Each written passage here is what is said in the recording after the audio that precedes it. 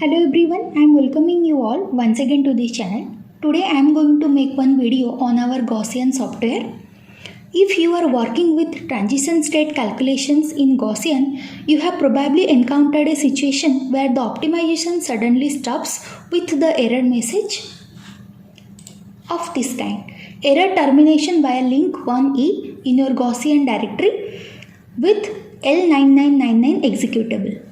At first glance, it looks like that's the error, but it actually isn't.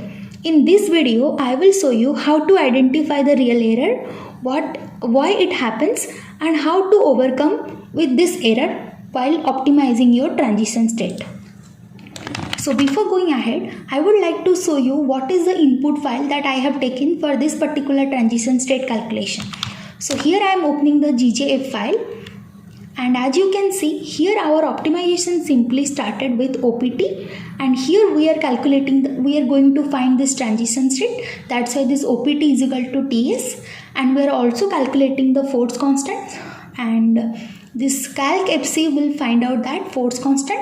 Then we are also going to find the frequency, which will provide the confirmation whether the optimized structure has actually one imaginary frequency or not.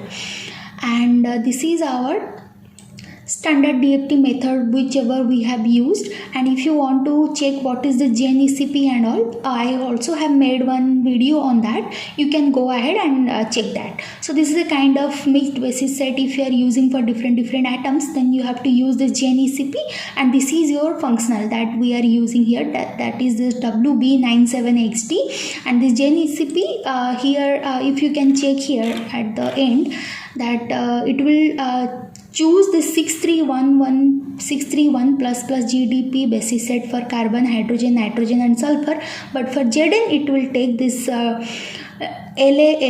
NL2DZ, that is a kind of double zeta function. This kind of basis set it will use for two different atoms present in the same system. Fine.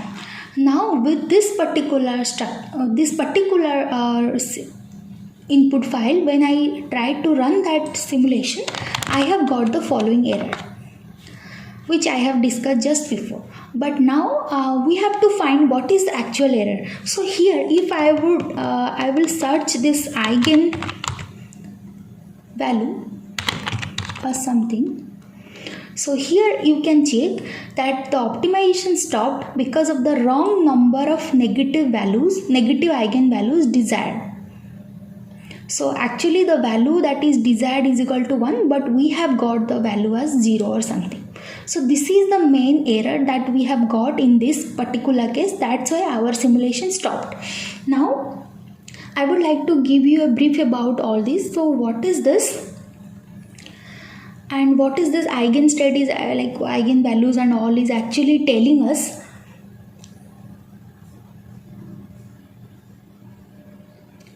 So what happens during a transition state optimization? Gaussian expects the starting structure to resemble a first order saddle point on the potential energy surface.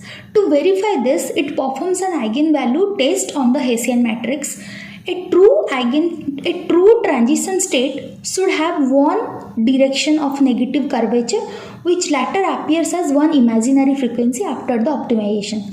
If Gaussian determines that the initial Hessian doesn't meet the expectation, it may stop the optimization before it even starts. Sometimes if you are just going to submit the simulation and the simulation can crash and you will get such kind of error information. So this is why it happens, because we desire some values which has to be negative, but we got something else out of that. That's why our simulation simply stopped and we got some error termination. Now how to get out of this thing, I will show you in the next session.